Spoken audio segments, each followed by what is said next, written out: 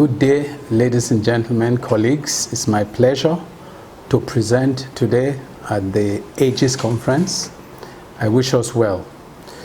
I'm presenting on the impact of COVID-19 pandemic on minimal access surgery in Nigeria. And I really have nothing to declare before I start. The presentation is going to look at COVID-19 as what I call a pandemic of a lifetime, and the effects that it has had on the world and, of course, on our country. We're also going to look at the minimal access surgery itself in terms of it being, to me, a technical innovation of a lifetime as well.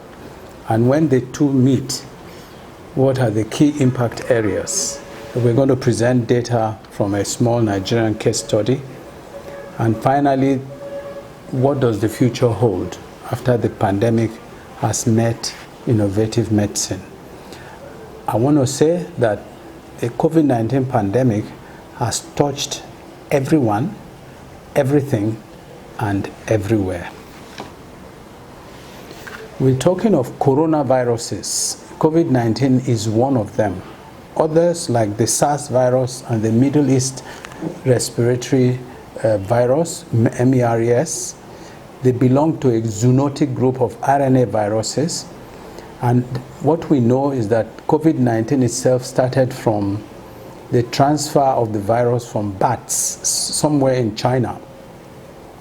And somehow this has spread the world, across the world, and has given us what I call the pandemic of a lifetime. Many of us alive today may not see such immense change in the medical field again in our lifetime.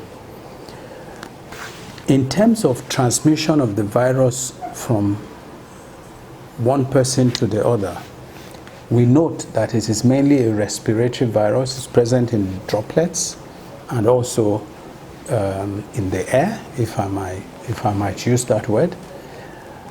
And once it has taken hold of the respiratory system, one can either be mildly symptomatic or moderately so, and in certain instances, severely ill. So everyone knows that prevention is better than cure, and that is why all sorts of preventive measures have been advocated. One of them, of course, is that we must all wear face masks so we keep our breathing to ourselves. We must keep our distances from neighbors and colleagues, because the nearer you are, the more the chance that you will pick up a droplet for an infection. And even goes to the extent of face shields and personal protective equipment, PPEs. We know too that for such viral infections, the ultimate protection of the community is when a vaccine is found. And I know that there are many efforts across the world to develop a vaccine. I know that the Russian vaccine is already being released onto the market, so there is hope.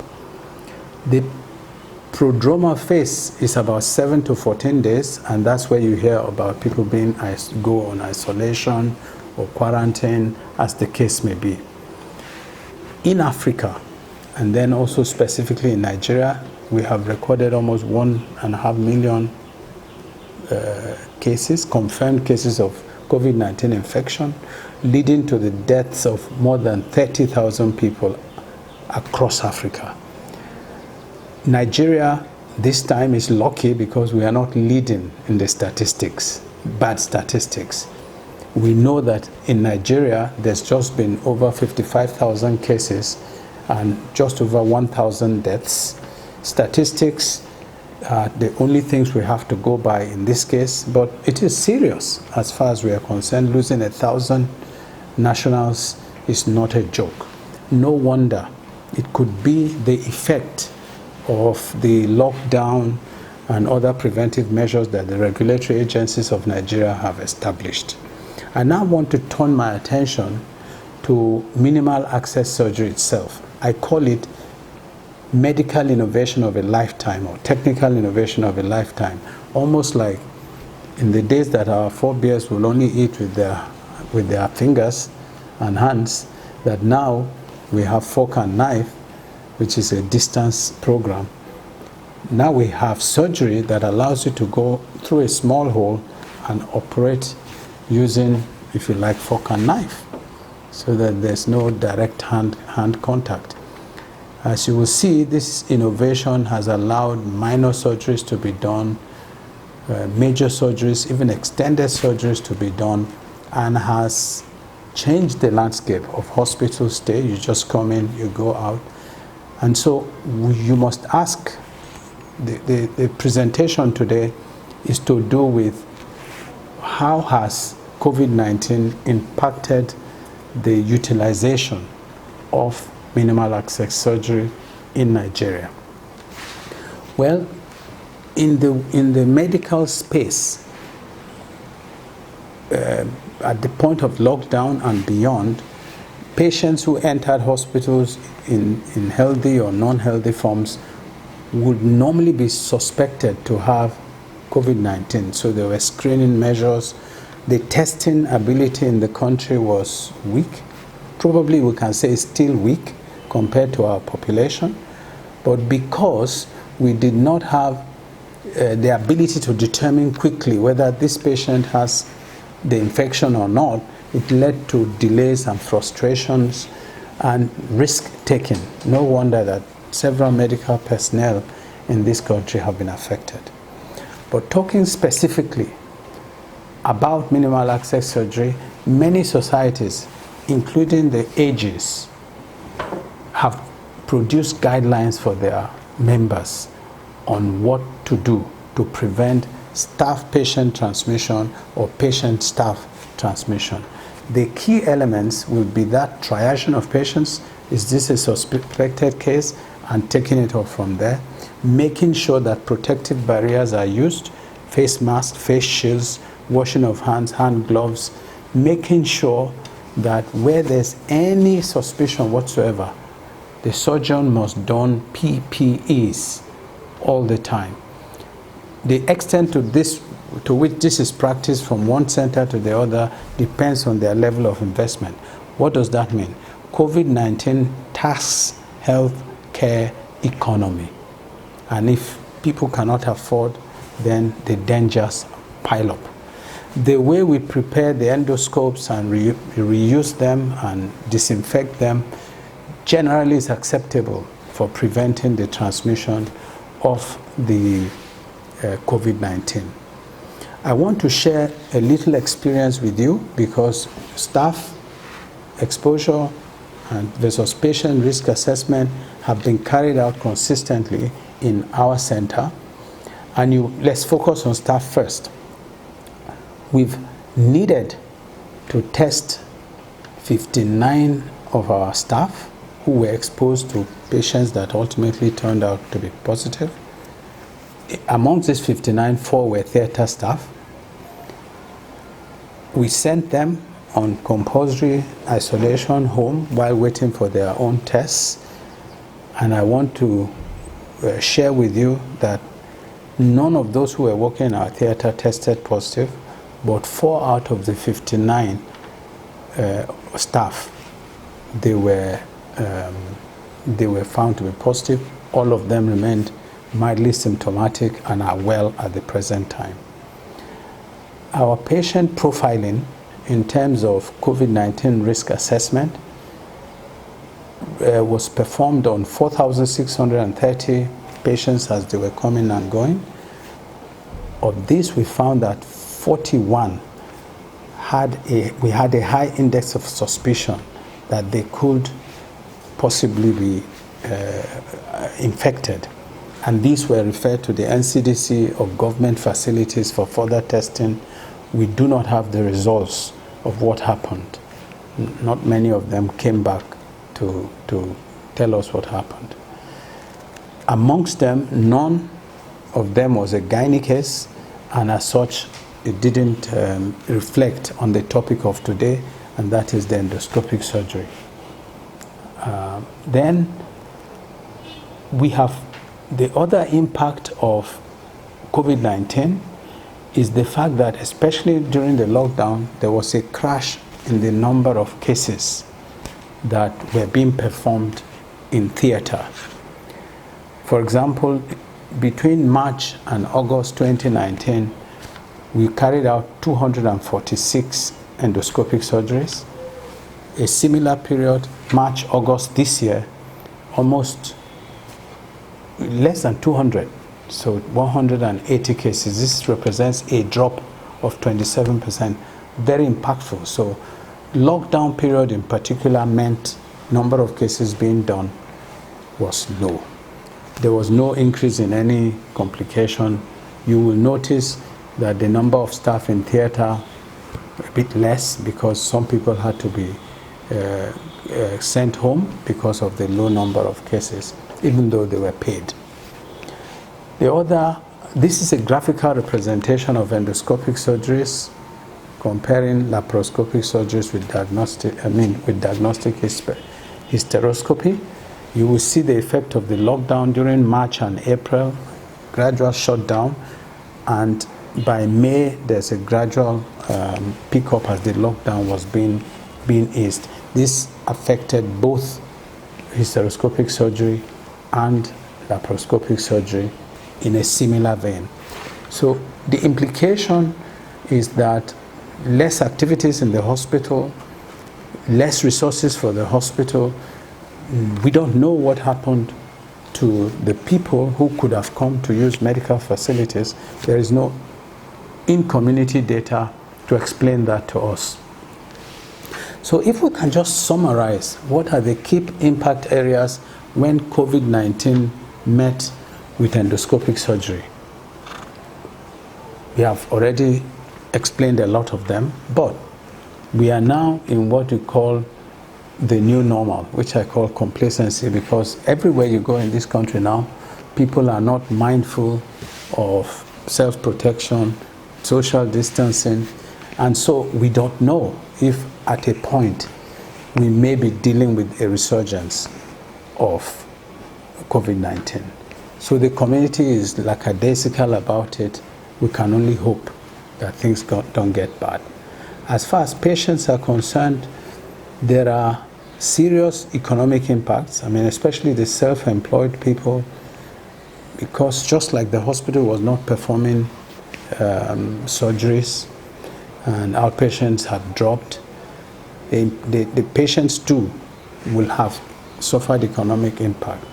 Risks to staff, we have explained. I fear that as the measures are relaxed over a period of time, I fear that we may have a resurgence, and that will again affect our staff. Only that I hope not. Minimal access surgery techniques have been reinforced in the terms of how to prevent transmission one way or the other from staff to patients by the donning of PPEs, by making sure that instruments are well taken care of, and also by ensuring that there's always spacing between the patients that we treat.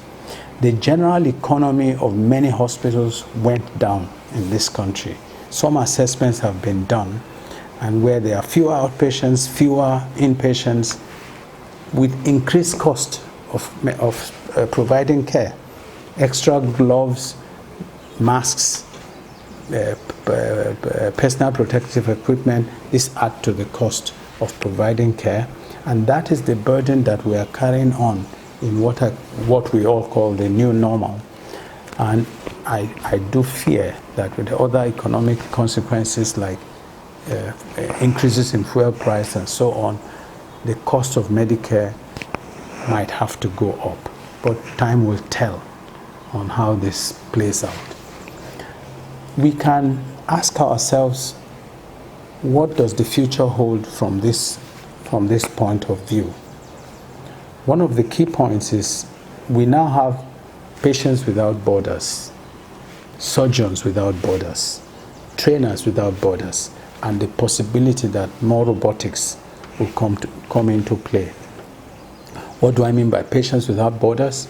Many of us will have consulted patients in different towns in this country during the lockdown. Many of us are doing Zoom or Google or even more professional online consultation platforms. This is bound to increase over time. Patients call you and they see you from abroad and from anywhere in the world. So it's a virtual world, in my opinion. Surgeons Without Borders. This means that any doctor abroad can consult Nigerian patients and participate in the surgery by telemedicine. And I think this will increase, especially now that it's not very easy to move from one country to another. And what do I mean by Trainers Without Borders? Even this conference is an online conference. People are watching us from far and from wide, even outside this country, without moving out of the comfort of their homes. This is training, isn't it? But so will be webinars that AGES and many other societies have held. So will be demonstrations, video demonstrations, and all other ways of training people. I think the pandemic that has met surgery is going to lead to more and more innovation. I believe that we are at the beginning of the interface between information technology and practical medicine. What will be the role of robotic medicine? To be honest, robots are expected to play increasing roles as time goes on. I've seen futuristic movies of people going from one solar system to the other, or one planetary system to another, and all they had as doctors were robots. All the diagnostic machines were there, surgical techniques were carried out, and healing and all that. So I don't know what the future will hold, but it's important that people bear in mind that we are at the beginning of what looks like a new dawn, exciting dawn. So in conclusion, I can say that the COVID-19 is on two parts. One is the crisis part, when we had the lockdown. Everything shut down, you couldn't move easily. People were very afraid. They were mindful, many were mindful of all the protective advice that government and regulatory agencies and other medical societies were giving to the population. Keep your distance, wear your mask, make sure you wash your hands frequently. Where are we now? In conclusion, we are in what you will call complacency or new normal, a sense of false safety, if I might use that word. We are, whilst we suffered a significant drop in surgical intervention during the crisis or lockdown period, we are beginning to pick up now. The problem is the fear that by relaxing everything, as has happened in Europe, some level of resurgence in the viral infections will come. But the hope on the horizon is the availability of a good vaccine that will help with our immunity. The COVID-19 has presented new opportunities in medicine. Doctors Without Borders, Patients Without Borders, Trainers Without Borders, and a lot more that will lead to a more exciting world. I dare talk about 5G technology taking over in probably in months rather than years, and how that will facilitate in narrowing the differences between nations and locations. So I want to appreciate you for listening to me, that the collision, if you like, the collision between a viral crisis of global proportions, COVID-19 pandemic, with medical practice, in this case minimal access surgery, that collision has left us in a way in economic downtimes, but also filled up with hope for the future. Thank you for listening to me. God bless you.